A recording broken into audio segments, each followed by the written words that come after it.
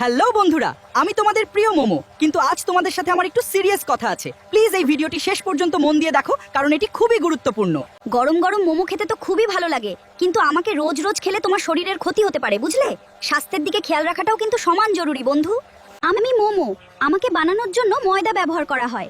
বেশি ময়দা খেলে তোমার শরীরে হজমের সমস্যা, গ্যাস আর পেট ফাঁপা হতে পারে, বুঝলে তো? মোমো খাচ্ছ ঠিক আছে, তবে রাস্তার যে কোনো দোকানের মোমোতে হাইজিন ঠিক না থাকলে তোমার শরীরে ইনফেকশনও হতে পারে। তাই সবসময় ভালো এবং পরিষ্কার দোকান দেখে মোমো খাও।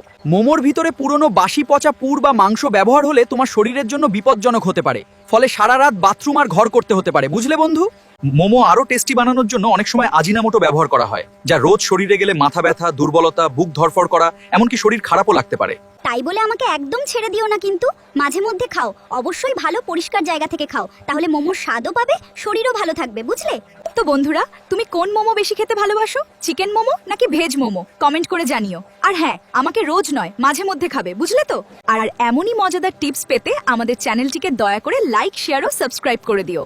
আজকের মতো চললাম বন্ধুরা, টাটা।